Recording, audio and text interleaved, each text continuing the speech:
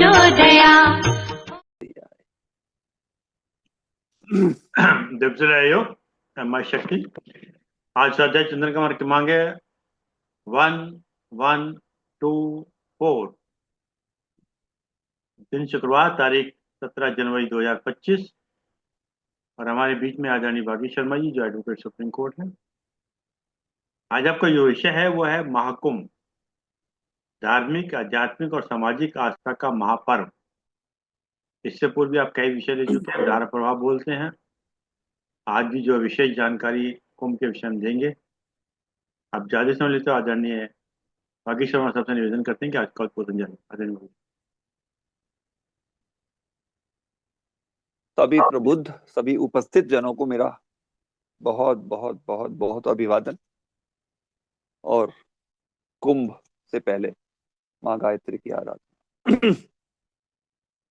ओम भूर्भुवस्वः तत्सवितुर्वरेण्यं भर्गो देवस्य धीमहि धियो यो न प्रचोदयात्।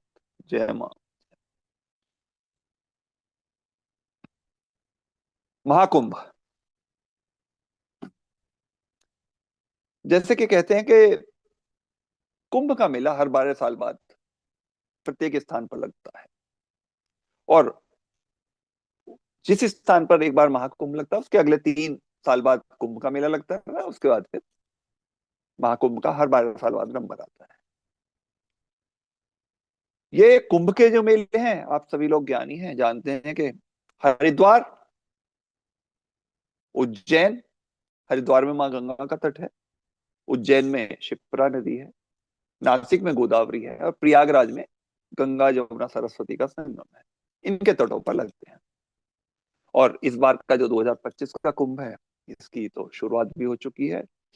और कहा जा रहा है कि जो 13 जनवरी से 26 जनवरी तक जो ये चलेगा, इसमें जो पहला शाही स्नान था सबसे पहले तो वो पूर्णिमा का स्नान था, उसके बाद फिर मकर संक्रांति का। उनमें करीब करीब 1.5 करोड़ लोगों ने भक्ति की, आस्था की डुबकी लगाई है। जैसा कि अभी बात हो रही थी, कुछ लोग महाकुंभ को कुंभ बोल रहे हैं, लेकिन बता दें कि कुंभ और महाकुंभ में बहुत अंतर होता है। महाकुंभ प्रत्येक स्थान पर, हर एक स्थान पर हर 12 साल बाद लगता है, जबकि कुंभ का मेला हर 3 साल के गैप के बाद लग जाता है, मतलब हर चौथा साल। तो शाही स्नानों की जो परंपरा है कुंभ में या महाकुंभ में, वो 14 जनवरी से ही देखी जा रही है। और जैसा कि हर बार होता है, इस बार भी शाही स्नान में बड़ी बड़ी देश विदेश की हस्तियां महाकुंभ में शामिल हो रही हैं। जबकि अभी हमने देखा कि जो एप्पल के एक्स फाउंडर थे स्टीव जॉब, उनकी पत्नी भी यहाँ पर आई हुई हैं कुंभ में स्नान के लिए। और प्रयागराज की परम परम पावन धरती पर यह महाकुंभ का आयोजन हो रहा है। लेकिन आप सब लोग जैसे जानते हैं, कुछ लोग नहीं भी जानते हैं कि महाकुंभ और कुंभ को अलग अलग क्यों किया जाता है। क्योंकि इस खूबसूरत मेले में न केवल देश भर के, बल्कि दुनिया भर के तीर्थयात्री और भक्त आकर संगम के तट पर आस्था की अपनी डुबकी लगाते हैं। प्रयागराज में यह जो महाकुंभ का मेला है, संगम जो कि गंगा यमुना सरस्वती का मिलन स्थल है, वहां लगाया जाता है, जहां पर ये गंगा स्नान, यमुना स्नान और सरस्वती माँ मिलती है। इस कुंभ मेले की या इस जो विशेष आयोजन की जड़ें पौराणिक कथाओं से जुड़ी हुई है। और ये जो हिंदू मान्यताओं के अनुसार यह एक सर्वविदित सर्वमान्य तथ्य है कि इस दौरान लोगों को स्नान करने से, इन पर इस स्पेशल आयोजन में स्नान करने से पापों से मुक्ति मिलती है और मोक्ष का भी मौका मिलता है। और इसी बीच ये कुंभ के मेले में या महाकुंभ के मेले में अनेक आयोजन होते रहते हैं, और उनमें विशेष विशेष आकर्षक चीजें आती हैं। तो उत्तर प्रदेश का जो ये महाकुंभ का आयोजन है, इस बार ये वैसे भी अपने आप में बहुत विशेष है, क्योंकि 1881 के बाद 144 वर्ष बाद ऑलमोस्ट, ये मतलब 12 वर्ष बाद कुंभ होता है। उसके 12 कुंभों के बाद ये महाकुंभ का जो है आयोजन यहाँ पर हो रहा है। तो 2025 में जो ये हो रहा है, ये विशेष, ये ऐसा आयोजन है जो 12x12 मतलब 144 वर्ष बाद यहाँ पर हो रहा है। अच्छा देखिए, सरकार द्वारा, प्रशासन द्वारा इस पूरे आयोजन को सफल बनाने के लिए बहुत बहुत ज्यादा व्यवस्थाएं अच्छी की गई हैं। और जिस जगह पर यह महाकुंभ का आयोजन हो रहा है, सरकार द्वारा इसे उत्तर प्रदेश का एक टेम्परेरीली जिला घोषित कर दिया गया है, और सारी जिले की सारी व्यवस्थाएं उस हिसाब से चल रही हैं। और ये, आप जैसा कि अभी बताया, 13 जनवरी से लेकर 26 फरवरी तक चलेगा। मतलब मीन्स ये मकर संक्रांति से, और फिर वो अंतिम जो शाही स्नान है वो महाशिवरात्रि का होता है। अच्छा, संगम का तट इतना विशाल, इतना वृहद है कि यहाँ पर ही वास्तव में इतना भव्य आयोजन हो सकता है। क्योंकि कुंभ मेले के मुकाबले महाकुंभ में को न केवल पवित्र और अहम माना जाता है, बल्कि इसके आयोजन में अनेक प्रकार की जो स्थितियां, परिस्थितियां या माहौल है, वो बनाए जाते हैं। जैसा कि मैंने बताया, कुंभ मेले, जहां तक कुंभ का है, तो कुंभ तो हर 4 वर्ष के बाद हरिद्वार में गंगा का तट, उज्जैन में शिप्रा का तट, नासिक में गोदावरी का तट, और प्रयागराज में ये संगम पर लगता है। और इन सब चीजों की अपनी अपनी अलग अलग खासता है, अलग अलग आस्थाएं हैं, अलग अलग इनके विशेषताएं हैं। लेकिन महाकुंभ को जो है, महाकुंभ की तुलना में इन कुंभ के मेलों को कम शक्तिशाली माना जाता है। हालांकि कुंभ के मेलों में भी लाखों लोग आकर आस्था की जो डुबकी लगाते हैं। महाकुंभ की जो विशेष तिथियां होती हैं, या इन विशेष तिथियों में पवित्र नदियों में स्नान करने से आपकी आध्यात्मिक शुद्धि होती है, पापों का प्रायश्चित होता है, पुण्य और मोक्ष की प्राप्ति होती है, ऐसा क्या सर्वविदित मान्य तथ्य है।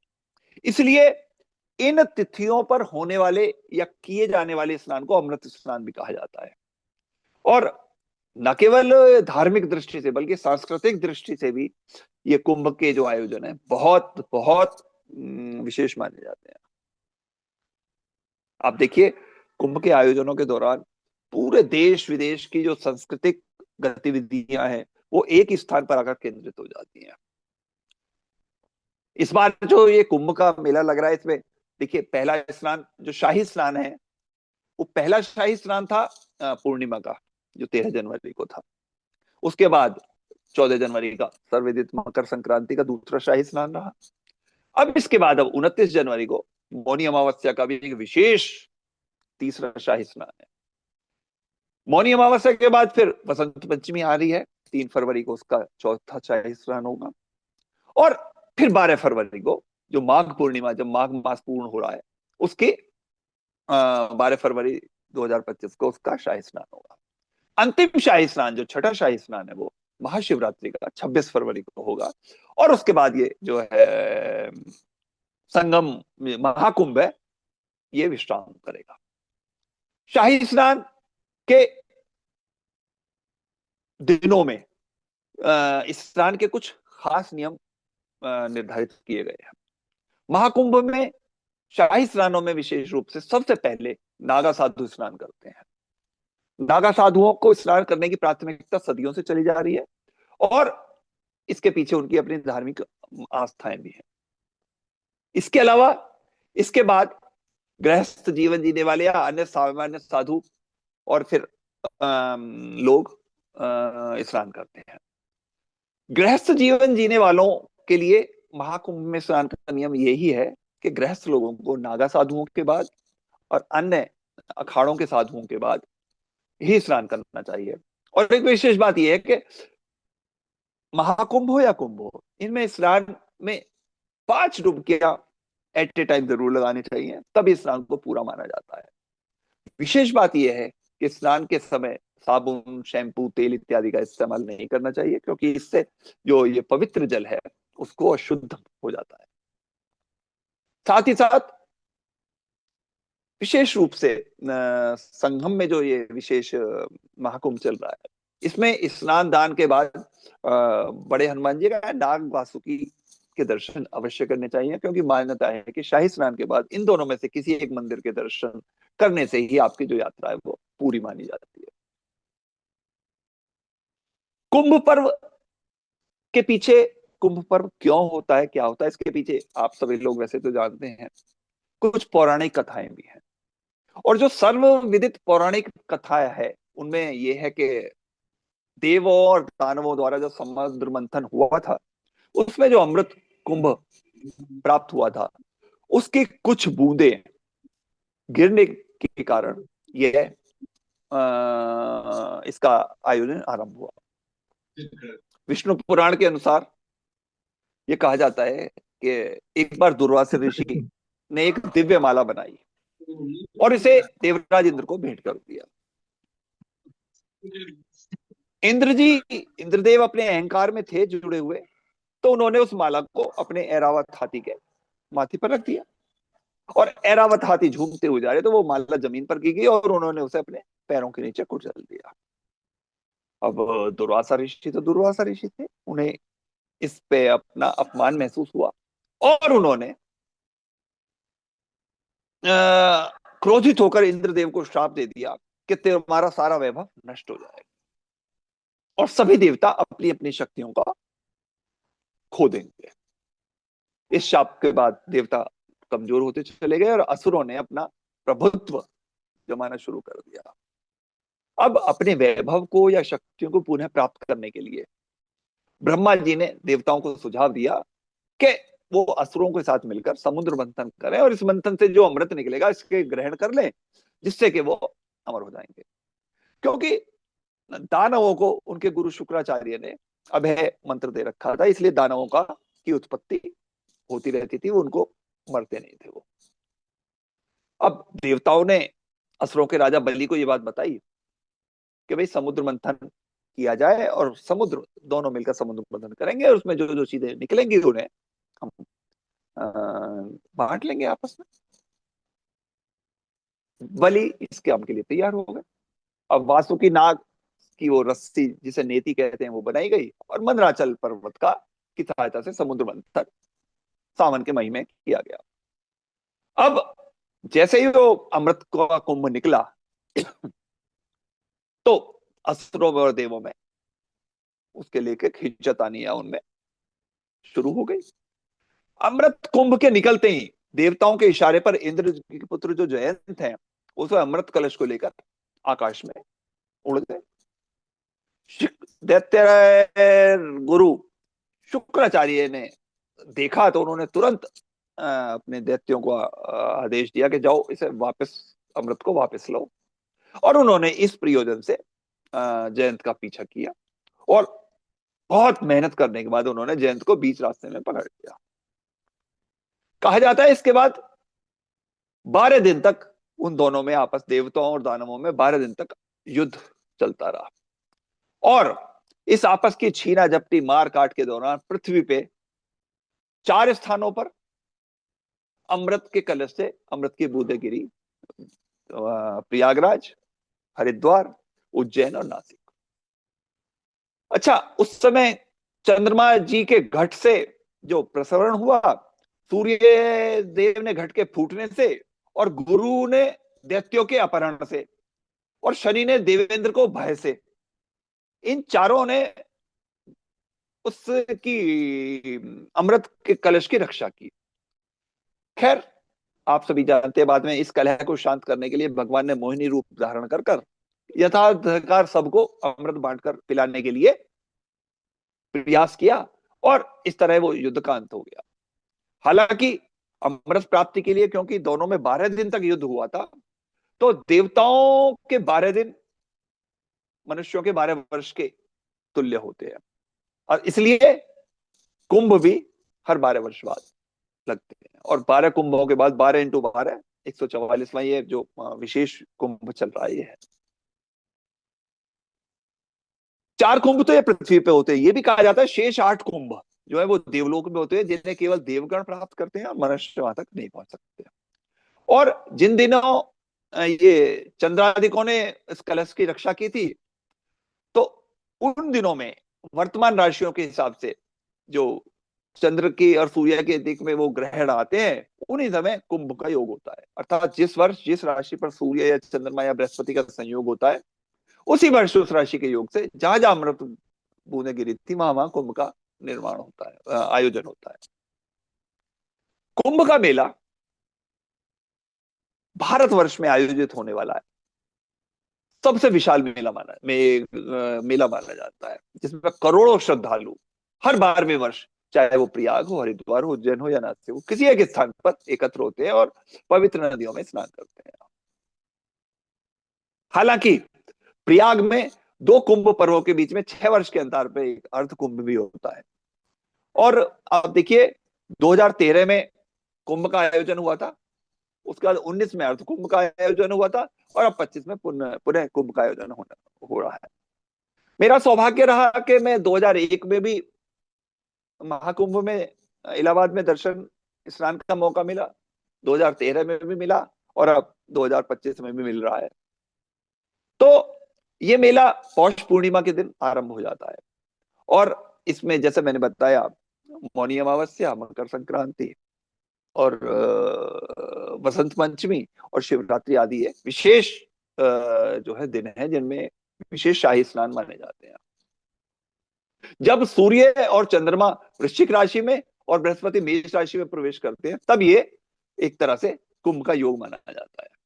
और कुंभ स्नान उसी दिन से मकर संक्रांति से माना जाता है, क्योंकि ये एक माना जाता है कि इस दिन पृथ्वी से उच्च लोगों के द्वार, जो देव आदि के द्वार बंद हो गए थे, वो खुल जाते हैं, और इस दिन के स्नान करने के बाद ही लोगों को अपने अभिष्ट कार्यों को या अपने देवताओं को पूजा अर्चना के लिए स्वच्छंद हो जाते हैं। यदि हम वैसे देखा जाए, कुंभ कुंभ का जो शाब्दिक अर्थ है वो घड़ा या सुराही या कोई ऐसा बर्तन जिसमें पानी भरा जा सकता है। ये एक वैदिक ग्रंथों में पाया जाता है। मतलब इसका अर्थ है कि पानी के विषय में या पौराणिक कथाओं में इसे अमरता के विषय में इसे कुंभ बताया गया है, जिसमें पानी भर के कुछ अमरता प्राप्त होती है। और मेला आप जानते ही हैं सब, मेला का अर्थ है किसी एक स्थान पर मिलना, एक साथ इकट्ठा होना या चलना, या फिर कोई सामूहिक उत्सव करना, वो मेला होता है। और इसलिए कुंभ का यदि हम मेला अर्थ ऐसे देखें, तो इसका अर्थ निकलता है अमृतत्व का मेला,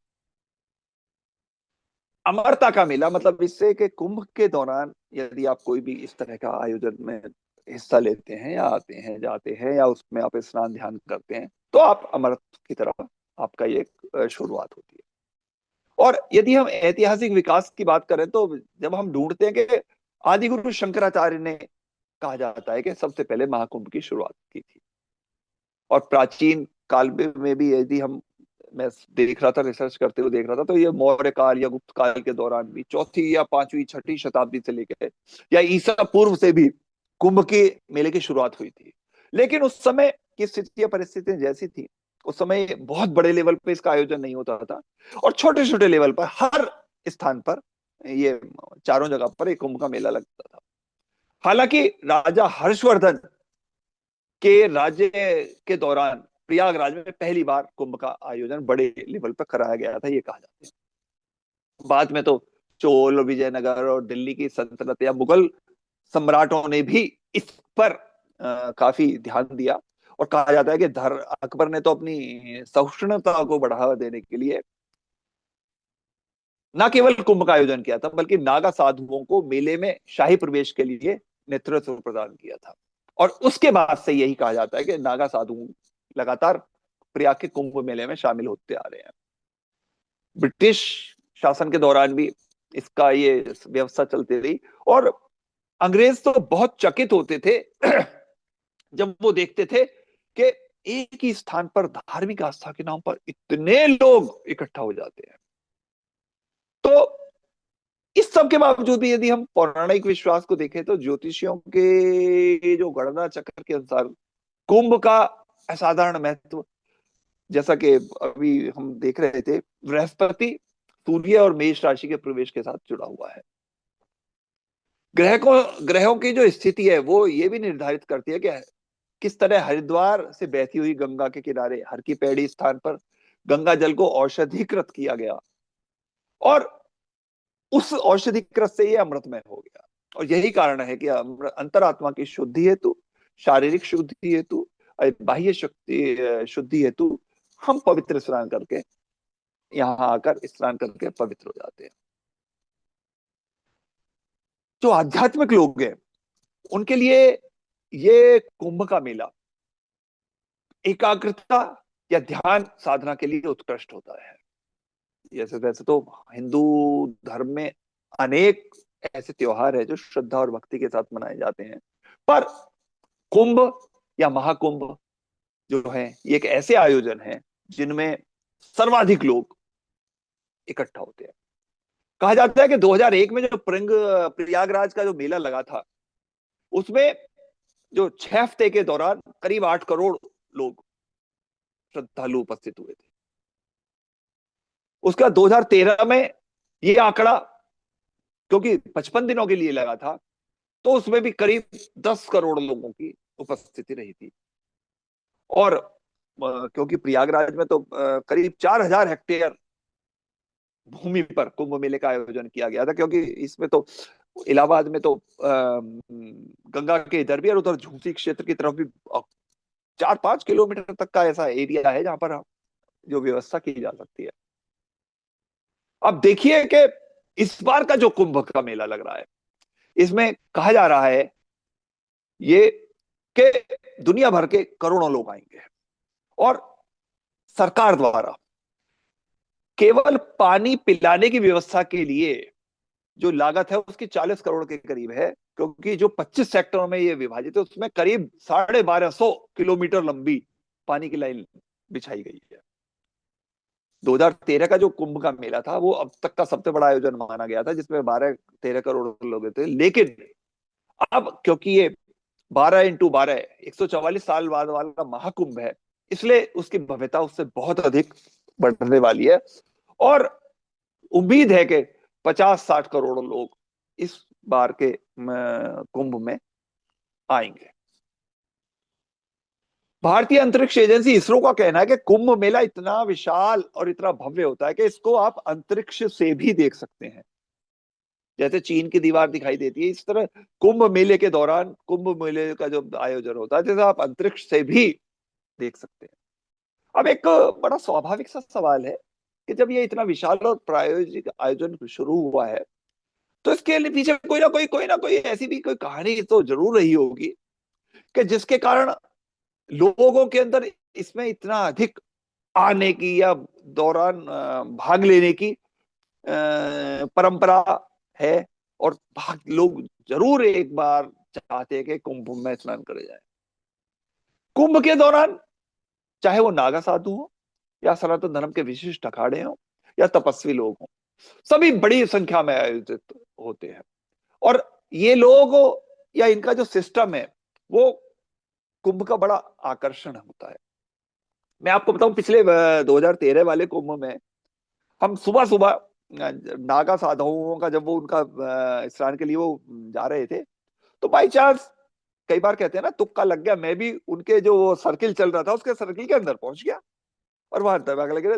तो मेरा मन करा मन की जो उनके जो साधु हैं किसी के मैं पैर पकड़ लूं या पैर छू लूं, तो उनके उन्होंने नहीं नहीं नहीं नहीं नहीं नहीं नहीं नहीं नहीं, no no no no no, मन कह रहे प्रभु जी बोले नहीं नहीं नहीं, दूर रहो दूर रहो दूर।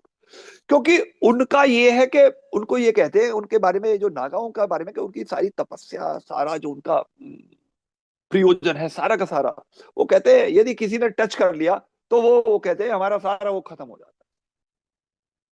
नागा साधुओं के जो रहस्यमय जीवन के कारण आप देखिए सामाजिक तौर पे वो केवल कुंभ में ही दिखाई देते हैं। वो कुंभ में कैसे आते हैं, कहाँ से आते हैं, किस वाहन से आते हैं, ये भी रहस्य है। उन्हें ना किसी सार्वजनिक वाहन से आते जाते देखा जाता है। और फिर भी लाखों की तादाद में, लाखों नागा साधु बिना किसी वाहन के, बिना किसी रास्ते के, पता नहीं कहां से आते हैं और कहां ये गायब हो जाते हैं।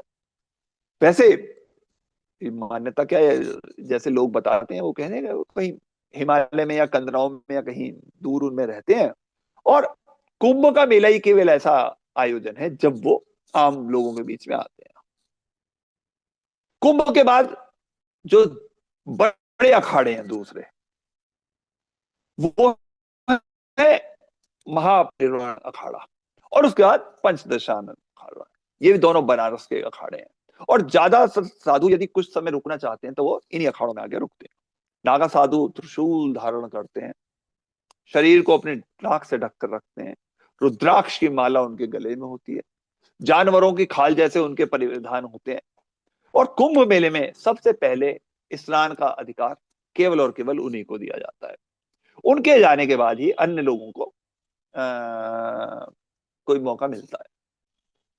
अच्छा, कुंभ मेले के दौरान नागा भी विशेष इनका आयोजन होता है। ये अलग अलग अखाड़ों का प्रतिनिधित्व करते हुए आते हैं, और उसके बाद भी अपने अपने अखाड़ों में लौट जाते हैं। अखाड़े भारत के विभिन्न हिस्सों में स्थित होते हैं, जहां ये साधु वहां बैठकर अपना ध्यान साधना और अपनी शिक्षा आदि का प्रचार प्रसार करते हैं या फिर अध्ययन करते हैं। नागा साधु अपनी तपस्वी जीवन शैली के लिए जाने जाते हैं, और कुंभ के बाद तो कई नागा साधु हिमालय या जंगलों में या एकांत स्थानों में जाकर फिर दोबारा से अपनी साधना में रम जाते हैं। वो अपनी कठिन तपस्याओं में रहते हैं, उनका जीवन कैसे बीतता है और उनकी उम्र क्या है, ये सब एक रहस्य रहता है। हालांकि कुछ नागा साधु काशी में या हरिद्वार या ऋषिकेश में भी या उज्जैन में भी आपको देखने को मिल जाएंगे, लेकिन वो रहते वही हैं जहां पर कोई ना कोई धार्मिक या आध्यात्मिक गतिविधि का केंद्र है। नागाओं को ये विशेष जो दर्जा इसलिए भी प्राप्त है कि जो इनका जीवन शैली है वो इस तरह की है कि जैसे अब देखिए, जो प्रयाग में रहकर शिक्षा प्राप्त करते हैं, प्रयाग से जो शिक्षा प्राप्त करते हैं, उनको राजराजेश्वर नागा कहा जाता है। जबकि उज्जैन में जो दीक्षा प्राप्त करने वाले हैं वो खूनी नागा होते हैं, वो अघोरी टाइप के होते हैं। हरिद्वार में दीक्षा लेने वालों को बर्फानी नागा कहा जाता है, जबकि नासिक में जो होते हैं वो खिचड़िया नागा कहे जाते हैं। तो ये सब बातें आप ना कुंभ में जाएं, 2-4 दिन लेटें और वहां की इनके बारे में सुने, वो बात करते हैं। पर वो बात तभी करते हैं जब उनको ये लगा कि ये कोई सुपात्र है, अदरवाइज वो हर एक से ना बोलना पसंद करते ना करना पसंद करते। नागा धार्मिक यात्राएं भी करते रहते हैं, वो विभिन्न मंदिरों तीर्थों धार्मिक आयोजन में भाग लेते रहते हैं। तो अब देखिए, 2017 में जो कुंभ मेला है जो हुआ था, उसको भारत की सबसे बड़ा तीर्थ माना गया था 2013 का। और यूनेस्को ने इसको एक ऐसी मान्यता दी थी कि ये सांस्कृतिक विरासत की सूची में है। और जैसा कि पहले ही कहा गया है कि जहां जहां जहां जहां भी इस तरह का ये आयोजन होते हैं, और वो सारी सारी चीजें विशिष्ट मानी जाती। प्रयागराज जहां कुंभ का आयोजन होता है, वहां गंगा यमुना का संगम तो आपको साफ दिखाई देता है, लेकिन सरस्वती नदी दिखाई नहीं देती। फिर भी इसे त्रिवेणी का संगम कहा जाता है। अब एक अपने आप एक नैसर्गिक एक वो उत्कंठा होती है कि यदि सरस्वती है तो अदृश्य क्यों हो गई है, कहाँ है।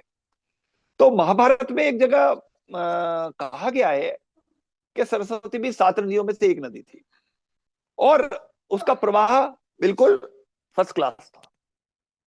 लेकिन सरस्वती नदी को स्वर्ण भूमि में बहा करती थी। स्वर्ण भूमि जो कालांतर में इसको सौराष्ट्र कहा जाता था, तो उस क्षेत्र में ये रहती थी और बहती थी, और वहां के जो जनजीवन को बिल्कुल फर्स्ट क्लास उसका लालन पालन पोषण होता था। यहाँ नित्य सरस्वती की पूजा और अर्चना होती थी। लेकिन कुछ समय के पश्चात जो वहां के लोग थे, वो यवनों का वहां पर जब शासन आया तो उनके संपर्कों में रह गए, और धीरे धीरे उनकी अर्चना की जो प्रणाली थी वो खत्म होती चली गई, और वो उल्टे सीधे आचार विचार अपनाने लगे। इस सब को देखकर सरस्वती को बड़ी मनोमालिन्य हुआ और उन्होंने ब्रह्मा जी से अनुमति मांगी कि मैं सौराष्ट्र प्रयाग में, सौराष्ट्र को छोड़कर, मारवाड़ और सौराष्ट्र को छोड़कर प्रयाग में जाना चाहती हूँ। और कहा जाता है कि ब्रह्मा जी की अनुमति के बाद सरस्वती यहां से चली गई, और ये उसके जाने के बाद ये जो सौराष्ट्र और मारवाड़ की जो स्थिति है, जो अब वर्तमान समय में हम देखते हैं तो राजस्थान और मध्य प्रदेश का इलाका है, वो धीरे धीरे मरुस्थल में बदल गई, और यहाँ सब कुछ काफी हद तक कुछ जो इसका था उत्पन्न होने की स्थितियां, हरियाली खत्म हो गई। इसीलिए प्रयागराज में ये तीनों नदियों का संगम, त्रिवेणी का संगम कहा जाता है। महर्षि वेदव्यास ने तो इसे तीर्थराज प्रयाग का नाम दिया था, क्योंकि जो गंगा यमुना और अदृश्य सरस्वती के संगम का पवित्र स्थान है, वो स्थान न केवल धार्मिक बल्कि ऐतिहासिक और सांस्कृतिक दृष्टि से भी अद्वितीय है। प्राचीन ग्रंथों की यदि हम बात करें तो एक साधारण कलश या कुंभ के नाम की चीज को कैसे इतना बड़ा धार्मिक और सांस्कृतिक का प्रतीक बना दिया गया, ये एक अद्भुत है। दरअसल माघ मेला या प्रयाग का स्नान जो है, ये पुराने जमाने से इसको काफी तवज्जो दी जाती रही, और कुंभ में शाही स्नानों का विशेष महत्व है, इसलिए इसको भी धीरे धीरे बहुत ज्यादा तवज्जो मिलती रही। अन्य भी जो इतिहासकार हैं, उनका कहना है कि शुरू में नागा सन्यासियों ने कुंभ के अवसर पर विशिष्ट जो दुश्मनों से, जो उस समय के यवन थे या जो थे, उनको से लड़कर उनके ऊपर एक ऐतिहासिक विजय प्राप्त हुई थी, और उसी को सेलिब्रेट करते हुए इन्होंने वहां पर कुंभ का आयोजन किया था। और उस समय कुंभ से पहले बड़ा भीषण युद्ध हुआ था, इसलिए जब वो युद्ध समाप्त हो गया तो प्रयागराज संगम पर एक वार्षिक स्नान का उत्सव लिखा गया, जिस उत्सव में पूरे देश के सभी हिस्सों से हिंदुओं के सारे वर्ग स्नान करने के लिए आए, और इतनी बड़ी संख्या में वो लोग आए कि जंगल और मैदान भी उनको रोक नहीं पाए। और ये एक प्रमाण आप देख सकते हैं कि कुंभ मेला सदियों से आस्था और इतिहास का और भारतीय संस्कृति का अभिन्न हिस्सा रहा है। आप देखिए कौन कहां से आ रहा है, कैसे आ रहा है, लेकिन आ रहा है, लोग भाग रहे हैं। अब कुंभ का कोई इनविटेशन किसी को भेज थोड़ी रहे हैं या किसी को, लेकिन लोग जो है वो धड़ाधड़ आ रहे हैं, धड़ाधड़ आ रहे हैं। तो अथर्ववेद में कहा गया है, चतुर कुंभाश्च दुर्गा ददामी पूर्ण कुंभाद्य काल आहिस्ते, मतलब कि कुंभ का उपयोग वैदिक अनुष्ठानों, धार्मिक संदर्भों में लिया जाता है। पुराणों के अनुसार यदि हम देखें तो सरस्वती नदी का जो तट है, वो पूर्वजों के लिए समर्पित श्राद्ध संस्कार के लिए आदर्श स्थान माना गया है, और वहां पर जो स्थान बनाया गया है जहां पर इनके तीनों का संगम है, वहां पर एक कुंभ की तरह का एक ऐसा माहौल मतलब वो बना रहता है कि उसको समझना या उसमें स्नान करना या उस पर्टिकुलर स्थान पर जाना ही एक बहुत बड़े आदमी के जीवन का एक अभूतपूर्व अंग माना जाता है। देखिए नासिक और उज्जैन, यहाँ पर जो कुंभ के मेले आयोजित होते हैं इन्हें सिंहस्थ कहा जाता है, क्योंकि उन्हें सिंहस्थ इसलिए कहा जाता है कि जब बृहस्पति सिंह राशि में प्रवेश होते हैं या होते हैं और सूर्य चंद्रमा की स्थिति मेला आरंभ करने की होती है, तो सिंह राशि की वजह से नासिक के या उज्जैन के कुंभ मेलों को सिंहस्थ कहा जाता है, जबकि हरिद्वार या प्रयाग वालों को महाकुंभ कहा जाता है। अच्छा, आधिकारिक तौर से यदि हम देखा जाए तो पुरातन काल से ही ऐसी रिपोर्ट्स मिलती थी, ऐसी स्थितियां मिलती थी कि कुंभ के दौरान कुछ खगोलीय स्थितियां ऐसी होती हैं कि जो उस समय के वातावरण को, उस समय के पानी को, या उस समय के एक ऐसा ऑरा क्रिएट कर देते हैं कि उसमें जब कोई भी महोत्सव होता है तो उसमें जो भाग लेने वाले लोग होते हैं उसमें एक ऐसी ब्रह्मांड की ऊर्जा का संचरण होता है कि उस चक्र में जो 12 साल बाद वाला जो चक्र होता है उसकी विशिष्टता यही है कि उसमें उस दौरान उस ऑरा में जो भी रहता है उसको एक विशेष शक्ति या उसे उसे एक विशेष ऐसा स्थिति परिस्थितियां मिलती है कि वो बिल्कुल पार एक्सीलेंस एक अलग ही चीज होती है। और इसीलिए न केवल धार्मिक आध्यात्मिक बल्कि सामाजिक रूप से भी इसको एक बहुत अभूतपूर्व भव्य आयोजन माना जाता है। अब देखिए इसका जो नजारा है, अब 24 घंटे गंगा के तट, यमुना के तट, सरस्वती के तट जहां पे है ये संगम के जो मतलब तीनों तरफ से जो है गंगा जमुना सरस्वती मिल रही है उसके चारों तरफ 24 घंटे नहाने वालों की लाइन लगी पड़ती है। पिछली बार जब हम गए थे तो हमारे एक मित्र थे, हमारे ही टेंट में ठहरे हुए थे, वो वहां से आए थे, वो दुबई से। तो जब वो आए तो पूरे भीगे हुए थे और बैग हाथ में था उनके, ब्रीफ केस। हमने कहा, वो मिस्टर मेनन थे, हमने कि मेनन साहब कैसे, आप ऐसे कैसे आ रहे हो? बोले अरे कुछ नहीं, बस वो इसका जो शाही स्नान का समय चल रहा था, उस 5:58 तक उस शाही स्नान होना था शाम के समय तक, और मुझको 5:30 बज रहे थे। जितनी देर में मैं आता और नहा यहाँ पे अपना सामान रख के नहाने जाता, इसलिए मैं सोचा स्नान नहीं निकला, उन्होंने अपना बैग अपना ब्रीफ के सिर पे रखा और गंगा जी में यूं चले गए, वहीं डुबकी लगा के आ गए। तो आप देखिए जुनून जो है ना वो गजब है इस मामले में। अच्छा, नागा साधुओं के बारे में ये कहा जाता है कि जब भी भारतीय संस्कृति पे या धर्म पे संकट के बादल टकराते हैं, चाहे वो मुगल का आक्रमणकारी हो या फिर वो अंग्रेज हो, शासक हो, उस समय धर्म और संस्कृति की रक्षा करने में नागाओं ने अग्रणीय भूमिका निभाई थी। इसलिए भी, क्योंकि धर्म और संस्कृति के रक्षक हैं, इसलिए भी इनको सबसे पहले स्नान करने की अनुमति मिली हुई है। वो अच्छा, नागा साधुओं के साथ आप एक और देखिए, ये केवल शास्त्र का ही नहीं बल्कि शस्त्र विद्या में भी ये निपुण होते हैं, और केवल धर्म और संस्कृति की रक्षा करने के लिए ही अपना जीवन इनका रहता है। कहा जाता है कि जो 18वीं शताब्दी में अहमद शाह अब्दाली ने जब आक्रमण किया था भारत में, उसने कई बार आक्रमण किया, तो वो बड़ा क्रूर था। उसने दिल्ली पे कब्जा कर लिया, खूब लूटपटा मचाई। इसके बाद वो उस बढ़ता हुआ इधर मथुरा वृंदावन और गोकुल तक चला गया, वहां पे भी चलता गया। और तब वो मथुरा वृंदावन के पार बाद नागा साधुओं ने न केवल इन स्थानों की नक्शा की, बल्कि उन्होंने इस आक्रांता को बिल्कुल ऐसा कर दिया, अधमरा करके छोड़ा कि उस दिन के बाद से उसने कभी भी भारत की तरफ सर उठाकर नहीं देखा। कहा जाता है कि उस लड़ाई में, अहमद शाह अब्दाली के साथ लड़ाई में, करीब करीब 40,000 नागा साधु इकट्ठा हो गए थे और उन्होंने तब इसे यमन सेना को भगाया था। तो ये जो परंपराएं हैं, शाही स्नान की परंपरा या शाही स्नान में मिलने वाला जो विशेष वो है प्रायोरिटी, उसके लिए भी कुछ ना कुछ रहता है। अच्छा, महाकुंभ में अखाड़े भी अनेक होते हैं, जैसे नागा साधुओं को तो अलग है ही है।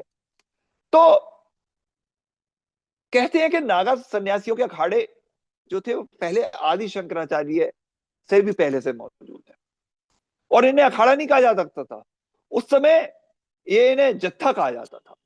और अखाड़ा शब्द का तो चलन मुगल काल के बाद शुरू हुआ है, उस टाइम ये जत्थे के रूप में चलते थे।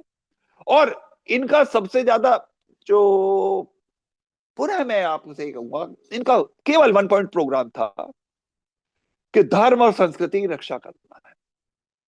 और जब भी भारत की भूमि पर आक्रांताओं चाहे द्वारा कभी भी कोई ना कोई किसी ना किसी रूप से यदि कोई ऐसी व्यवस्था या शांति व्यवस्था को ध्वस्त करना या सनातन धर्म को कमजोर करने की कोशिश की गई तब, या शास्त्रों को चुनौती दी गई तब, ऐसे जो समय में आदि गुरु शंकराचार्य ने धर्म को न केवल दिशा दी थी बल्कि एकता में सूत्र में बांधने का उन्होंने एक अहम कार्य किया। चारों दिशाओं में आप जानते हैं 4 पीठों का स्थापना की उन्होंने। गोवर्धन पीठ पूर्व में, उत्तर में शारदा पीठ, द्वारका पीठ और दक्षिण में ज्योतिर्मय पीठ। इन पीठों के साथ साथ उन्होंने कहा कि भारत की चारों, पूर्व पश्चिम उत्तर दक्षिण, चाहे अलग अलग क्षेत्र हैं लेकिन इनकी सबकी नींव एक ही है। और इसका अर्थ यह है कि ब्रह्म ही सत्य है, संसार ही माया है और जीवात्मा ब्रह्म है। इसलिए इस उद्देश्य से सभी, इस सब के पीछे उद्देश्य यही था कि सभी साधु संत एक संघ के रूप में जुटकर रहे, और इसीलिए अखाड़ों की परंपरा बाद में शुरू हुई थी। अखाड़ों को यदि हम वैसे देखा जाए तो अनेक अनेक तरह के अखाड़े होते हैं। जैसे महाकुंभ में भी अनेक अखाड़े आए हुए हैं इसमें, जिन्होंने अपना अपना स्थान लिया हुआ है। शैव अखाड़ा है। शैव भगवान शिव की उपासना करने वाले जितने समूह सन्यासियों का समुदाय है वो शैव अखाड़े में होते हैं, क्योंकि इस इस पर्टिकुलर शिव भक्तों का जो अखाड़ा है उसमें जूना अखाड़ा, निरंजनी अखाड़ा, महानिर्वाणी अखाड़ा, अटल अखाड़ा, आनंद अखाड़ा, आवाहन अखाड़ा, अग्नि अखाड़ा आदि आदि बहुत सारे अखाड़े हैं जो शैव अखाड़े के रूप में माने जाते हैं। इसके बाद जो दूसरा वैष्णव अखाड़ा है। वैष्णव अखाड़ा जैसा कि नाम से ही आप समझते हैं, ये वो लोग हैं जो भगवान विष्णु की आराधना करते हैं, उनके अवतारों की आराधना करते हैं। इस अखाड़े में भी निर्वाणी अखाड़ा, दिगंबर अखाड़ा और निर्मोही अखाड़ा 3 होते हैं, और विशेष रूप से भगवान श्री राम, भगवान श्री कृष्ण के उपासक रहते हैं। तीसरा जो अखाड़ा है वो है उदासीन अखाड़ा। उदासीन अखाड़े में वो लोग होते हैं जो निर्गुण भक्ति या वेदांत में के अध्ययन में लीन रहते हैं। ये अखाड़े भारतीय आध्यात्मिकता और संत परंपरा के तीनों बड़े गहरे प्रतीक हैं, और विशेष रूप से महाकुंभ के और कुंभ के आयोजनों के दौरान इनको एक आध्यात्मिक अनुभव के लिए इनको रखा जाता है। आज के समय में जो भारतवर्ष में यदि देखा जाए तो निरंजनी और महानिर्वाणी अखाड़े सर्वोपर है, और इन दोनों अखाड़ों की जो आप वहां देखिए, यदि आप लोगों का कभी जाने का मौका मिले, मैं चाहता हूँ आप लोग वहां पहुंचे, तो आप देखेंगे इतनी जबरदस्त इनकी वो होती है स्थान पे सजावट, और इतना सिस्टम से ये वहां पर अपना कुंभ में अपना सिस्टम रखते हैं कि लाखों होते हैं लोग और फिर भी ऐसा सिस्टम से चलते हैं। बिल्कुल बिल्कुल।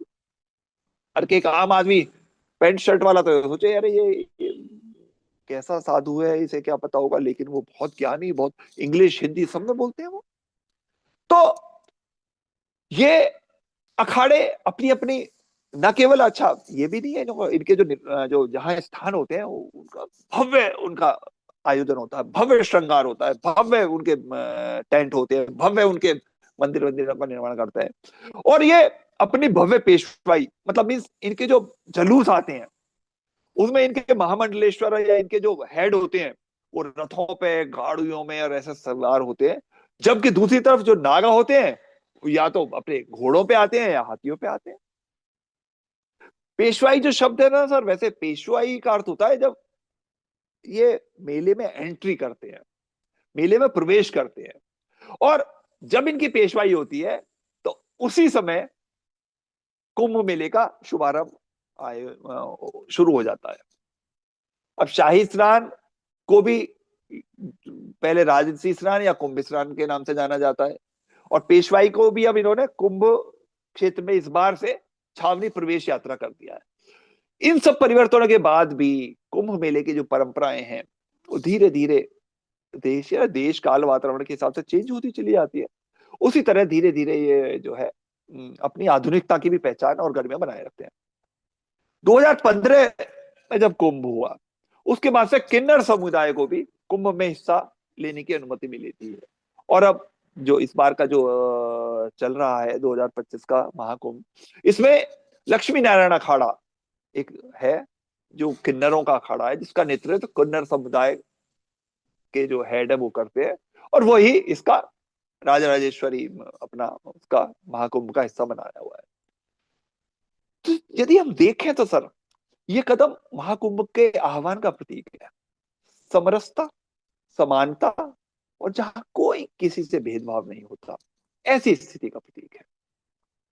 अच्छा, इस पहल का उद्देश्य उस उन किन्नरों को धर्म और समाज से जोड़ना है, जिन्हें अक्सर हम तिरस्कार या भरी नजरों से देखते हैं। महाकुंभ 25 में ये अर्धनारीश्वर धाम के नाम से एक शिविर लगाया हुआ है वहां पर उन्होंने, जो केवल और केवल किन्नर समुदाय की या किन्नर जो है इनके अधीश्वर, उनकी धार्मिक और सम्मान का प्रतीक बना हुआ है। ऐसा माना जाता है कि इस इनके जब ये अपने गंगा में पवित्र स्नान के लिए उतरते हैं, तो इन न केवल इनके उतरने से, बल्कि इनके पवित्र होने से, इनके वहां जाने से गंगा जल भी पवित्र हो जाता है। जहां तक महाकुंभ 2025 का विशेष रूप से देखा जाए, तो ये मैंने आपको बताया 13 जनवरी से शुरू हुआ है और ये 45 दिन तक चलेगा। इस दौरान जहाँ पौष अमावस, पौष पूर्णिमा, मकर संक्रांति, मौनी अमावस्या, वसंत पंचमी, माघ पूर्णिमा और शिवरात्रि, महाशिवरात्रि के 45 दिन के अंदर अंदर ये 5-6 विशेष स्नान होंगे, और 40, 50, 60 लाख करोड़ लोगों की उपस्थिति की संभावना है। गंगा के पवित्र, आप देखिए वहां दिन और रात का पता ही नहीं चलता, इतना जबरदस्त वहां का ऑरा होता है, इतना जबरदस्त लोग रहे इधर। किसी है, सारी दुनिया के जितने भी जहां जहां के बसने वाले हैं, वो सब सारे शंकराचार्य, सारे राम रामाचार्य, जितने भी है सब लोग वहां पर पहुंच जाते हैं। और आप देखिए पवित्र धाराओं के बीच में जयकारे गूंजते रहते हैं, सोने चांदी से चमचमाती हुई पालकियों में जा रहे हैं। सुबह सुबह बिल्कुल जबरदस्त कोहरा होगा, लेकिन उसके बीच में भी, गंगा की लहरों के बीच में हवा कितनी ठंडी है, ऐसा लगता है जैसे जो चांदी की लहरें तैर रही हैं, और देवता आपके आवाहन के लिए, अगवानी के लिए तैयार है। और आप जाइए और ठंडी हवा का परवाह मत कीजिए, जाइए डुबकी लगाइए और आनंद लीजिए। हालांकि जैसे कि और भी जो लोग हैं, वो सबको समान अवसर मिलता है। तो अच्छा, इसके बिल्कुल बराबर में जो दो मुख्य जो है वो माने जाते हैं, कुछ लोग कल्पवास में भी करते हैं। कल्पवास का एक कारण है एक तरह से कि यदि जो व्यक्ति अपनी इच्छाओं पर नियंत्रण रखना चाहता है, वो 1 माह तक कल्पवास में, कुंभ के दौरान कल्पवास करता है। कल्पवास के दौरान ये भी कहा जाता है कि कल्पवासी को जमीन पर सोना होता है, केवल एक समय आहार करना होता है, और 3 बार गंगा स्नान करना अनिवार्य होता है।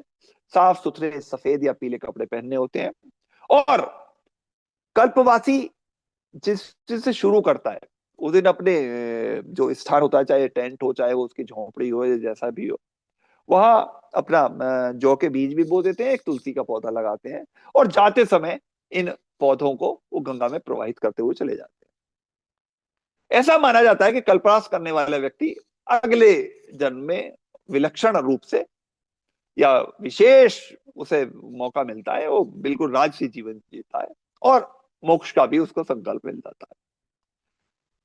अब ये महाकुंभ, क्योंकि महाकुंभ तो सर्वश्रेष्ठ है, इसकी सबसे बड़ी खासियत यह है कि ये 2 शताब्दियों में एक बार आयोजित होता है, जो इस बार हो रहा है, क्योंकि 144 बार, 12 महाकुंभों के बाद एक, ये मतलब 12 कुंभों के बाद एक महाकुंभ होता है।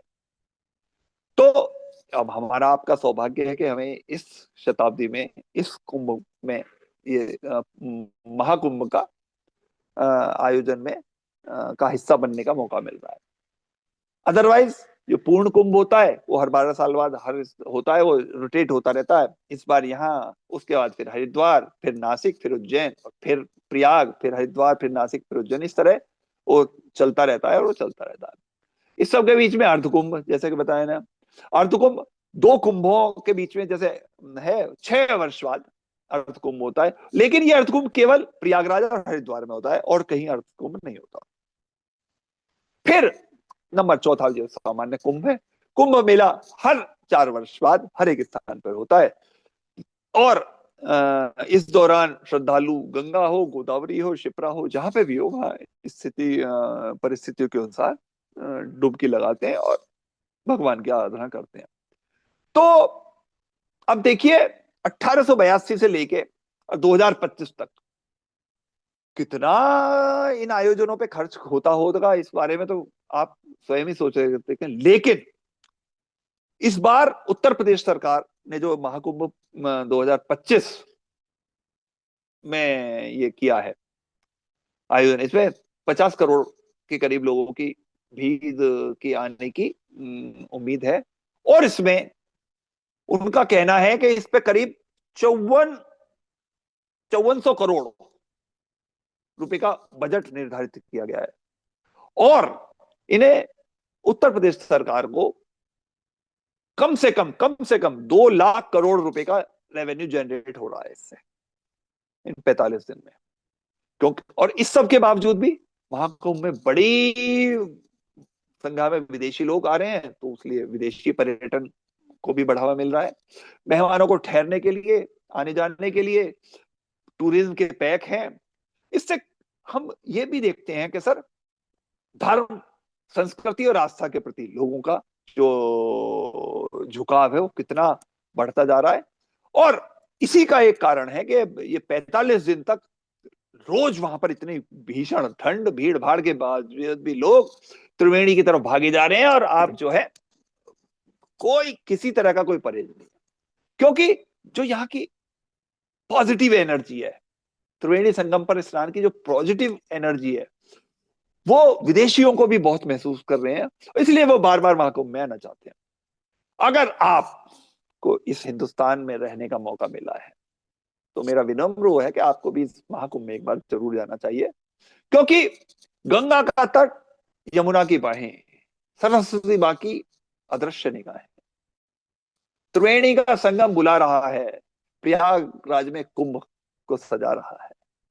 धरती पर धरती पर स्वर्ग का दृश्य है बिखरा, आस्था का सागर है अनंत गहरा, चारों दिशाओं में भक्तों का रेला, चारों दिशाओं में भक्तों का रेला, प्रकृति ने पहना है भक्ति का चोला।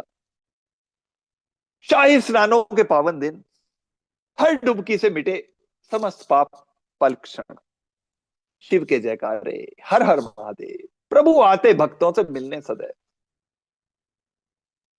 प्रभु आते भक्तों से मिलने सदैव, अखाड़ों के संत योगी और महात्मा ज्ञान और तपस्या से भर देते हैं सब आत्मा, मंत्रोच्चार से गूंजे यह मेघ, प्रयागराज बना है भक्ति का ध्रुव क्षेत्र, शाम की आरती के दृश्य हैं अलौकिक, दीपों का महासागर प्रतीक है यहाँ, हर लहर में गूंजे भगवान का नाम, कुंभ में हर दिल को मिले सुकून तमाम। तो आइए हम और आप इस कुंभ के मेले में झूमें, उठें, गाएं और पाप और मोह को दूर भगाएं, भक्ति और पुण्य का करें आलिंगन, त्रिवेणी संगम बने मोक्ष का बंधन।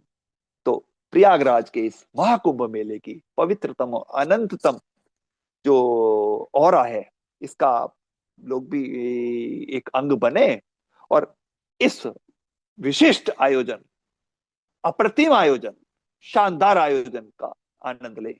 आप सभी को पुनः मेरा प्रणाम, और यदि आप यहाँ पर हैं और यदि आप जा सकते हैं, स्थितियां परिस्थितियां आपको अलाउ करें, तो आपको महाकुंभ में एक बार जरूर टहल के आना चाहिए। आप सभी को बहुत बहुत प्रणाम, धन्यवाद। बहुत बहुत धन्यवाद रानी बागी शर्मा जी। हमेशा की बात ही आपके पास ऐसी इंफॉर्मेशन रहती है जैसे कोई डायरेक्ट आपका कोई इंटरनेट से कनेक्शन रहता है, और सारे ऐसे चीजें देते हैं जो हम लोग को सोच भी नहीं सकते, जानकारी देते हैं। चाहे वो अखाड़ों के नाम हो, चाहे कुछ हो, ईश्वर की बेहद आप पे अनुकंपा कृपा है। बाद में दो सब हमारे एन के नैब साहब देंगे, जरा पानी पीने गए हुए हैं, वो वीडियो ऑन कर लेंगे। और किसी को कुछ कहना हो या कुछ। हमने कहा पानी पीने गए या डुबकी लगाने गए हैं। नहीं बुकिंग, नहीं नहीं, डुबकी लगाने नहीं, हो सकता है वो अभी ऑनलाइन टिकट बुक करने चले गए हो। क्या नहीं तो देवर्षि आपका जी क्या, क्या। आपका कैसे इंतजाम हुआ हुआ है वागीश जी? सर वहां पे है इधर, यहाँ से वो फ्लाइट है हमारी 21 तारीख को, दिन में सुबह 9:30 बजे इलाहाबाद की। और वहां से उधर से 21 को इधर से, 24 को उधर से। और वहां पर एक वो है इनका उत्तराखंड वालों का, उत्तरांचल वालों का एक शिविर लगा हुआ है वहां पे, ऑनलाइन बुकिंग हो रही है उसकी। अच्छा। 6,500 रुपये पर डे है उसका, ट्विन शेयरिंग में, डबल, दो लोगों का।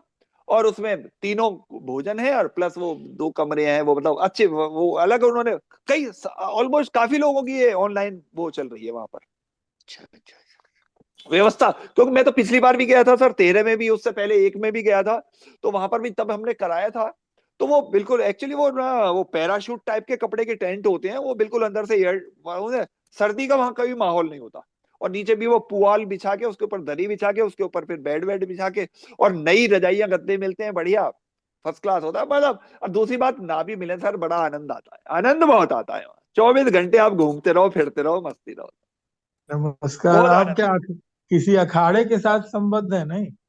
नहीं जी, नहीं नहीं नहीं, हम देखिए कितने उन्मुक्त हंसी आई है नैब साहब के ऊपर। ज्यादा जोर से मत हंसो, नहीं तो आवाज बंद हो जाएगी कल की तरह। नहीं नहीं बाबूजी, वैसे हमारे गुरुजी का भी वहां पे स्थान है, पर वहां पे क्योंकि गुरुजी की अब स्थिति, पहले 13 में भी और 1 में भी हम वहां गए थे, तो वहीं ठहरे थे। पर इस बार जो है ना, जरा गुरुजी हमारे सेलिब्रिटी हैं, वहां उनके पास भीड़ भड़का बहुत रहता है, इसलिए हम आराम दर्शन करके आ जाते हैं, पर रहते हम अलग ही। अच्छा अच्छा। चलिए, आप बहुत बेहद भाग्यशाली हैं जो आपको कुंभ के दर्शन हो रहे हैं। फिर कुंभ से आने के बाद एक बार फिर अपना जो है कुंभ का विवरण हाँ बिल्कुल बताइएगा, बिल्कुल ताकि बिल्कुल हम बिल्कुल बिल्कुल। उसी का आनंद ले सकें। आप बेहद भाग्यशाली जी लोगों जी में जी से हैं। हम आपकी वाणी से ही जी अब जी। गदगद हो जाएंगे। चलिए, और कोई किसी की कोई एडिशन जानकारी हो तो दे सकते हैं। शेखरी साहब कुछ कहेंगे क्या? नैब साहब तो बाद में कहेंगे, शेखर साहब कुछ बोलने शेखरी, वाले शेखरी साहब, शेखरी साहब, थे। शेखरी साहब। मेरी जानकारी नहीं है सर इसके बारे में ना। मैंने अब आपसे थोड़ा सुना है। महाकुंभ की आध्यात्मिक वैल्यू आपने समझाई है। मैं मैं कभी गया नहीं। मुझे तो इसीलिए तो, ठंड, इसीलिए तो समझाइए सर, इसीलिए तो समझाइए। ठंडी ठंड सी जाओ। लगती है। स्नान, मोर स्नान हम बोल देंगे। ये कुंभ का जो, ये जो रेगुलर शुरू हुआ, ये आदि शंकराचार्य जी ने शुरू करवाया था या उससे पहले नहीं भी सर, होता? बहुत उससे पुराना है, पहले, उससे बहुत पहले पुराना है, बहुत बहुत पुराना है। बहुत पुराना है, बहुत पुराना है सर, ये बहुत पुराना है। ये बहुत। हर्षवर्धन के पहले से हो रहा था हाँ राजा। हाँ हाँ, चोला, हर्षवर्धन, अकबर, इनके सबके जमानों से पुराना है, सब में उस समय के भी ये है, लेकिन जानकारियां उसके पुण्यात्मा, हिसाब से भी है। सिर्फ पुण्यात्मा ही वहां पर बुलाए जाते हैं, बाकी हम नहीं लोग नहीं को नहीं, पापियों नहीं। को सच बुलाया में जाता है कि आगे, पापियों को बुलाया सचमुच जाता है कि आगे पुण्य बन जाओ, पुण्य ले मैं जाओ। सचमुच कह रहा हूँ। कई लोगों ने कहा और कई लोगों ने इंतजाम भी किया था कि आ सकते हैं आप, हम आपके लिए इंतजाम करेंगे। लेकिन पुण्यात्मा नहीं, पुण्य नहीं उतना था, तो पहुंच नहीं पाए कई कुंभ में। अगला सही बात। 2027 में होगा, गोदावरी में, नासिक में, वहाँ जाना। वहाँ वहाँ वहाँ गर्मी भी रहती है। गोदावरी में होगा अपना अगला। हाँ जी, हाँ जी, हाँ जी। नासिक में होना है। देखें, अब सर भोले अगर बाबा आज मेरे हम लिए लोग कुछ इस प्लेटफॉर्म पे बैठे हुए हैं और डिस्कशन कर रहे हैं इसके बारे में, तो आप मान के चलिए कि पिछले जन्म में सबने कुंभ का स्नान किया था, और इन्होंने, वागीश जी ने कुछ ज्यादा ही किया था, और ये हर 12 साल में नए पाप करके फिर पहुंच जाते हैं, फिर नए पाप करके पहुंच जाते हैं। हाँ, नहीं नहीं, ऐसा एट पार आ जाते हैं, उसके बाद फिर लग जाते हैं। और सुप्रीम कोर्ट अगली में बार बैठे फिर हैं तो कुछ ना आप कुछ तो हो ही रहा है इनके हाथ से। नहीं, ऐसा नहीं कहेंगे। और गलती से ये तो बाकी पाप। जी, जब जो आदरणीय नैब साहब ने कहा, तो जैसे आप नहाए और नहाने के बाद पाप खत्म हुए तो भाप बन के ऊपर चल जाएंगे, फिर बाद में बरस के फिर वहीं आ जाएंगे। हाँ, ये भी हो सकता है, सही बात है। कुछ पाप ऐसे होते हैं जब भाप बन के ऊपर उठते हैं, जैसे हम नहा के बाहर आते हैं फिर वापिस चिपक जाते ओहो। हैं। फॉर द टाइम बीइंग हटते हैं, फिर आ जाते हैं। बागी जी इसीलिए बार बार जा रहे थे कि कभी तो भाप के नीचे से साए करके हाँ। निकल जाए ताकि भाप जमीन पे अरे जाए। सरकार वो मैं एबव एवरेज होने का ये भी तो नुकसान है ना, वो फिर पकड़ लेते, बोले ये रहा है, अरे वो जा रहा। मैंने वहां तो पे हरिद्वार के कुंभ में स्नान किया था, जब हरिद्वार में हुआ था, आज से करीबन अब 6 साल पहले की बात है, और उससे पहले की बात है मे बी। और उसके बाद हरिद्वार वाले, जब इलाहाबाद में पिछली बार महाकुंभ हुआ था तो उसमें गए, खाली हमने पानी के छींटे मारे थे, वो माहौल था नहीं, सब लोग साथ थे, लेकिन जल दोनों बार हुआ था।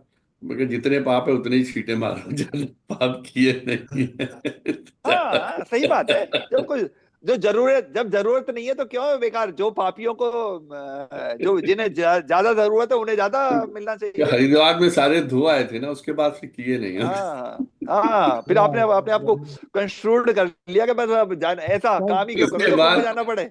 जाने अनजाने जो 2 4 हो गए होंगे, पानी के छींटों से सही कर लिए थे। इस बार पूरी हाँ, सारे कोशिश कट में है, गए, सारे कट इस गए बार आप। पूरा नहा के आए, इस बार प्रयास कर रही है सर, पास में भी वैसे है तो ये लोग जा रहे भाग्य जी, ये जितने भी पवित्र स्थान है या जगह हैं, ये ईश्वर की कृपा के बगैर नहीं हो पाते। कई नहीं हो बार सकते, नहीं कई बार आदमी सोचता बहुत लोग हैं, पर जब तक उनकी कृपा नहीं होती है तब तक हम नहीं कर पाते हैं। कई बार स्थिति परिस्थितियां जो ना बिल्कुल एट द 11th आवर रोक देती हैं। बस बस, तो इसलिए ये तो ईश्वर की बहुत बड़ी कृपा होगी जिन लोगों ने बिल्कुल। दर्शन कर। आपको शायद ध्यान होगा, जो पहले लोग तीर्थ यात्रा करते थे तो लोग उनके पैरों को छू के या उनकी मिट्टी को अपने माथे से हाँ रखते हाँ थे। हाँ, बिल्कुल बिल्कुल बिल्कुल बिल्कुल।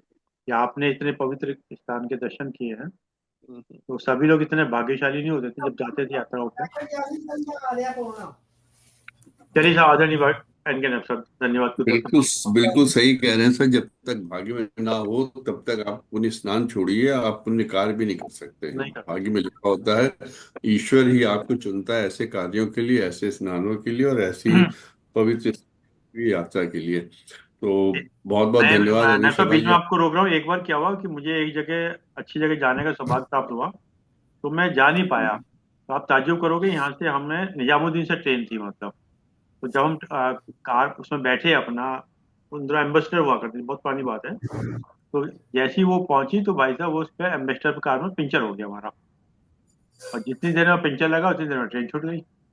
तो मैं आज तक उस स्थान पर जा नहीं पा सका। तो ये ईश्वर की बहुत बड़ी, मतलब ये मानता हूँ बहुत बड़ी कृपा है। मतलब कभी कभी लगता है कि जो चीज़ बड़ी सुगमता से हमें मिल जाती है, वो जब तक उनकी कृपा नहीं होती नहीं मिल पाती। मेरे साथ तो अभी रिसेंट हुआ, जो मैंने आपको बताया ही था कि मैं केदारनाथ तो हाँ, हुआ है, लेकिन नदी विशाल नहीं हो पाया। 2 बार ट्राई किया, एक बार तो 6 घंटे जाम में लगा रहा, तो पता चल नहीं होगा। और हमारे साथ जो लोग थे वो इतने विचलित हो रहे थे, मैं अकेला होता था मैं चला जाता, पैदल ही निकल जाता, जिद्दी आदमी हो। लेकिन वो साथ में थे 2 महिलाएं, तो इतनी विचलित हो गई कि मुझे वापस लौटना पड़ा। नहीं था, मैं इस बार सोचा जाने के लिए। तो ऐसा सब भाग्य से मिलती है सब चीजें। सही बात है। चलिए नेक्स्ट ऑर्डर। बहुत बहुत धन्यवाद हरीश शर्मा जी, आपने मुझे ये अवसर दिया कि बागी शर्मा साहब के उद्बोधन पे कुछ कहूँ। बागी शर्मा साहब के पास जब भी वो किसी विषय पे बोलते हैं तो अच्छी तैयारी के साथ आते हैं, रिसर्च करके आते हैं, और धारा प्रभाव बोलते हैं। उनका एक अपना ही एक तरीका है बात को करने का और बात को समझाने का, और एक बड़ी सामान्य भाषा में बड़े अच्छे से वो समझाते हैं बातों को। मैं उसमें खाली थोड़ी एक दो चीजें जोड़ना चाहूंगा। जो उन्होंने कहा है कि इस बार के जो शाही स्नान है उसका नाम बदल के उन्होंने अमृत स्नान कर दिया, कि अब उसको शाही स्नान नहीं कहा जाएगा, उसको अमृत स्नान कहा जाएगा। दूसरी बात ये थी कि पहले दिन जो पौष पूर्णिमा का स्नान हुआ उस पर 1.5 करोड़ लोग थे, और अगले दिन जो मकर संक्रांति का स्नान था तो 3.5 करोड़ लोग हो गए थे रात तक। उसके बाद गिनती बंद, और अब जो मौनी अमावस्या उसमें 6 करोड़ तो आएंगे ही आएंगे। उम्मीद है कि शायद 9 करोड़ लोग तक आएंगे, यहाँ तक उम्मीद की जाए कि मौनी अमावस्या का सबसे बड़ा स्नान माना जाता है महाकुंभ का। चौथी बात जो थी मैं बताना चाह रहा था कि जो 144 साल वाला जो है, उसमें ये माना जाता है कि 144 साल में जो महाकुंभ आता है उसमें वही खगोलीय घटनाएं, वही खगोलीय यात्राएं होती हैं, सभी अपने जितने भी प्लैनेट्स हैं, जो उस वक्त थी जिस वक्त समुद्र का मंथन हुआ था। इसलिए इस महाकुंभ का बहुत महत्व है। और 144 साल में हमारी पिछली 2 पीढ़ियां नहीं थी, 2 3 पीढ़ियां, और अगली 2 3 पीढ़ियां नहीं होंगी। हम भी नहीं होंगे, हमारे अगले बच्चे नहीं होंगे, हो सकता है उनके बच्चों को भी शायद उनके बुढ़ापे में कहीं मिल जाए। और 2021 में तो 144 साल बाद आएगा। 2021 कह रहे हैं, ये 2000 चल रहा, 2100 वाला, 2200 वाले में तो 144वां वर्ष आना ही नहीं है। तो ये आप इस तरह की चीजें कि कितना इस बार का महत्वपूर्ण है। इसीलिए इस बार बहुत एक्सपेक्टेशन की जा रही कि बहुत लोग आएंगे और इसी हिसाब से तैयारियां की जा रही हैं। पहल जो दूसरे दिन का जो था, जिसमें 3.5 करोड़ लोग इकट्ठे हुए थे, उस पे ये कहा जा रहा है कि उस दिन जितने लोग थे वहां पे एक साथ उपस्थित, ये पूरे विश्व के 41 या 51 देशों की पूरी जनसंख्या के बराबर है। मतलब 51 देशों की पूरी जनसंख्या को एकत्र कर दिया जाए एक जगह पे, उतने देशों के बराबर की जनसंख्या एक साथ इकट्ठी थी। और लोग आश्चर्यचकित थे कि कैसे किसी बिना किसी परेशानी के, ट्रैफिक भी चल रहा था, लोग भी चल रहे थे, सब कुछ हो रहा था, कहीं कोई प्रॉब्लम नहीं हो रही थी। और इस बार का जो शाही स्नान था, वो हमेशा की तरह नागा साधु भी जाते हैं, लेकिन सबसे पहले इस बार जो स्नान किया था वो स्वामी बाल भद्राचार्य साहब जी ने किया था। इस बार उनका आया था स्पेशली कि उनको सबसे पहले स्नान का इस बार अवसर प्रदान किया गया था। और नागा साधु के बारे में वागीश जी ने बताया, तो उसमें थोड़ा सा मैं जोड़ना चाहता था। नागा साधु इसलिए विशिष्ट माने जाते हैं कि वो ना केवल संसार को त्याग चुके होते हैं, उन्होंने अपने इसीलिए नग्न भी रहते हैं, वस्त्रविहीन रहते हैं, इसलिए कि वो कहते हैं हम लोग जैसे आए थे हम वैसे ही जाना, नंबर 1। नंबर 2, वो अपने शरीर को का पहले ही त्याग कर चुके होते हैं, तर्पण कर चुके होते हैं अपना, कहना चाहिए वो जो होता है ना, श्राद्ध वगैरह सब कर देते हैं। उनके लिए देह अब समाप्त हो चुकी है। अब ये जो कुछ है खेल खिलौना है जिसके अंदर उनका जीव चल रहा है, इससे उनका कोई मोह नहीं है। तो वो अपने शरीर को, अपने सब कुछ को, हर चीज को बिल्कुल त्याग दिया उन्होंने। उनको इस संसार से कोई लेना देना नहीं। वो सिर्फ उस ईश्वर की आराधना में हर हर महादेव लगाते हैं। और टोटल जो मेन अखाड़े हैं वो लगभग 14, लगभग नहीं 14 ही अखाड़े हैं। 14 अखाड़ों के आगे, जैसे उन्होंने बताया था पहले शैव अखाड़े के बारे में, कितने उसमें निरंजन अखाड़ा और ये अखाड़ा का तमाम उन्होंने नाम बताया, तो उसके आगे सब डिविजन्स बहुत है, मेन अखाड़े 14 हैं। तो आज जो बागी शर्मा जी ने उद्बोधन दिया, एक महाकुंभ के एक महाकाव्य के ऊपर उन्होंने बात बताई, तो वाकई में तरीका उनका बहुत सुंदर रहता है। और जैसे उनकी एक शैली है कि अंत में कविता के साथ समाप्त करते हैं, उसी के साथ समाप्त किया। उन्होंने बहुत ज्ञान की बातें बताई और कई चीजें वाकई में हम लोग को नहीं पता थी और हम लोगों को पता चली हैं। और मुझे लगता है यूट्यूब में इसको जो भी देखेगा, जो भी इस उद्बोधन को सुनेगा, उसको इस कुंभ के बारे में ना केवल पता लगेगा बल्कि आकर्षित होगा कि 26 फरवरी से पहले पहले जाकर किसी भी दिन चले जाएं। जरूरी नहीं कि मुख्य स्नान के दिन जाएं, किसी भी दिन जाके, मैं भी एक जाऊंगा तो मुख्य स्नान के दिन नहीं जाऊंगा, बीच के किसी ऐसे टाइम में जाऊंगा जब थोड़ी सी पॉपुलेशन वहां पे, मतलब जब लोग कम हों, शांति से जाके अपना स्नान कराएं।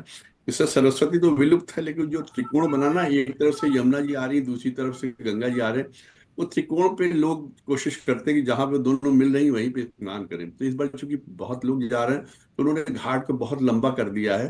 तो जहां पर आगे मिल के पहुंच रही है एकदम संगम होने के बाद, वहां तक लोग स्नान कर रहे हैं। इंतजाम बहुत है, बहुत किया है, लेकिन हर जगह होता है ना कि चाहे जितना भी सब कुछ ठीक हो, कहीं ना कहीं खांसी बुखार तो आ ही जाता है इस मौसम का। तो कुछ लोग की शिकायतें भी आ रही कि ये नहीं वो नहीं, ले वो सब चलता रहेगा। एक बहुत बृहद काम को किया है भारत सरकार ने और राज्य सरकार ने। और यहाँ के लोगों ने जो वहां पे जा रहे हैं, अपनी आस्था के साथ जा रहे हैं, इतनी भीड़ में इतनी मेहनत, बच्चों को लेके जा रहे हैं, स्त्रियां जा रही हैं, पुरुष जा रहे हैं, बच्चे जा रहे हैं, सब जा रहे हैं और साधु संतों के दर्शन करके निहाल हो रहे हैं। इस विषय में आज जो वागीश जी ने बताया, उसके लिए उनकी पूरी पूरी प्रशंसा करूंगा और उनका बहुत बहुत धन्यवाद दूंगा। और उन्होंने जो आकर्षण इकट्ठा किया हम लोग के हृदय में, देखिए कोई वहां जा पाए या ना जा पाए, मैं बहुत स्पष्ट कर, जो चौधरी साहब कह रहे थे, आप, हम कहते हैं अगर आप अपने पास की किसी भी नियरेस्ट नदी में भी अगर उस दिन डुबकी लगा लें, पास की कोई भी है, वहां पर जाके डुबकी लगा लें। अगर आप गढ़ में चले जाएं और ये अपना गंगा जी चले जाए, हरिद्वार चले जाए, कहीं भी जाके कर लें, वो महाकुंभ के स्थान के बराबर मानी जाएगी। उसके अलावा शहर में कोई नदी बह रही है, उसमें जाके कर लें, वो बहुत बढ़िया। आप यमुना में जाके कर लें, उसके लिए बहुत बढ़िया। अगर उसमें भी ना जा सके तो उस दिन घर पर ही स्नान करके मन में होना चाहिए कि हमने महाकुंभ का स्नान किया, ईश्वर वहां के अमृत की बूंदें स्वयं आपके बाल्टी में लाके डाल देंगे, आपके शरीर को उतना ही कर देंगे जिस तरीके से आपको वहां पे जाकर मिलेगा आनंद। उसके साथ बस वही है, मन स्वच्छ होना चाहिए, मन पवित्र होना चाहिए, मन में ये विश्वास होना चाहिए कि हाँ हमने महाकुंभ का स्नान कर लिया। तो जैसे चौधरी साहब की बात थी, मैं यही कहूंगा, या शेखरी साहब भी कह रहे थे, उनको पता नहीं था कि इसके बारे में, विषय में। सर अपने घर में ही स्नान वगैरह करके ईश्वर का नाम लेके मैंने महाकुंभ का स्नान कर दिया, अर्पण कर दिया, वही आनंद आ जाता है। आपके आज के उद्बोधन के लिए वागीश जी बहुत बहुत धन्यवाद। और आप इसी तरीके एक विषय को लेकर आते हैं और उसके विषय के बारे में बृहद रिसर्च करके हम लोग को बताते हैं। अपनी इस साधना को निरंतर बनाए रखिएगा। आपका बहुत बहुत धन्यवाद। चौधरी साहब, वो चाहें तो उस बाल्टी के अंदर गंगा जल डाल सकते हैं, ताकि उसमें फिर गंगा का प्रभाव आ जाएगा। मैंने आज सुबह यही किया, आज मॉर्निंग में मुख्य स्नान नहीं था, पता नहीं क्या दिमाग में आया, आते नाते एकदम आवाज तो दी, कटौती गंगा में जल गंगा लिया, लोग कहते थोड़ा हैं। सा गुलाब जल लिया, डाल लिया, मैंने कहा कुंभ की स्टार्टिंग हो गई हमारी। तो नहीं, बहुत अच्छा, बहुत अच्छा। ये थॉट बहुत अच्छा है, बहुत अच्छा थॉट है, क्योंकि विचार मन में ले आए तो गंगा हो गई, बिल्कुल कुंभ हो गया, बिल्कुल। मन चंगा तो कटौती में गंगा, तो एक चीज और बताएं, बाल्टी में अगर पानी है उसमें आप नमक डाल दीजिएगा। जो ब्लड प्रेशर के रोग होते हैं उनका ब्लड प्रेशर भी कम हो जाता है। और अगर नहा के आ रहे हैं तो एक पानी का गिलास रखिएगा बाहर, जब नहा के निकले तो एक गिलास पानी पी लीजिएगा, तो बीपी कम हो जाता है अपना। ये छोटे छोटे टोटके होते हैं जो आदमी अगर अपने जीवन में कर लेता है तो उसका बड़ा फायदा होता है। चलिए सर, बहुत बहुत धन्यवाद आदरणीय अनगिनत साहब, बहुत बहुत धन्यवाद आदरणीय वागीश शर्मा जी, आपने समय निकाल समय दिया। हम आपके आभारी हैं। जूम के लोगों का विशेष रूप से धन्यवाद कि आपने समय निकाल समय दिया। और जैसे कि एक विचार के साथ 3 बार ओम के साथ अपनी बात को समाप्त करते हैं। आज का विचार थोड़ा सा बड़ा, जरा एक एक लाइन बड़ी इंपॉर्टेंट है, ध्यान से सुनिएगा, समझ के सुनिएगा, देख के सुनिएगा, समझ के। जिंदगी को जियो, जिंदगी को जियो, उसे समझने का कोशिश ना करो। बिल्कुल सही। लेकिन आप जिंदगी को जियो, उसे समझने की कोशिश ना करो। वक्त के साथ चलो, वक्त को बदलने की कोशिश ना करो। बहुत बढ़िया, वेरी ट्रू। वक्त के साथ चलो, वक्त को बदलने की कोशिश ना करो। दिल खोल कर सांस लो, दिल खोल कर सांस लो, अंदर ही अंदर घुटने की कोशिश ना करो। बहुत बढ़िया। ये ज्यादा जरूरी है, अंदर ही अंदर घुटने की कोई जरूरत नहीं है। दिल खोल कर सांस लो, अंदर ही अंदर घुटने की कोशिश ना करो। कुछ बातें ईश्वर पर छोड़ दो, बहुत बढ़िया, कुछ बातें ईश्वर पर छोड़ दो। सब कुछ खुद सुलझाने की कोशिश ना करो। बहुत बढ़िया, कुछ बातें ईश्वर पर अति छोड़ दो, सुंदर, सब कुछ अति खुद सुंदर। सुलझाने की कोशिश ना करो। आइए तीनों ओम का उच्चारण करते हैं।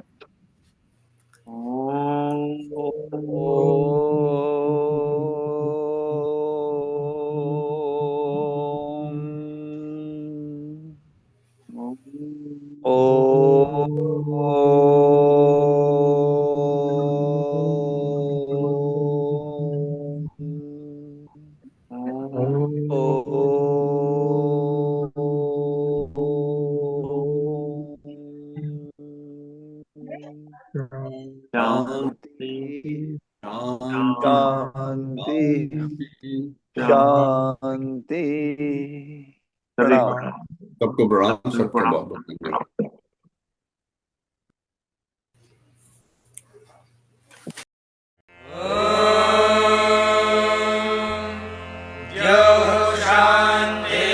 शान्तिरन्तरिक्षं शान्तिः पृथिवी शान्तिरापः शान्तिरोषधयः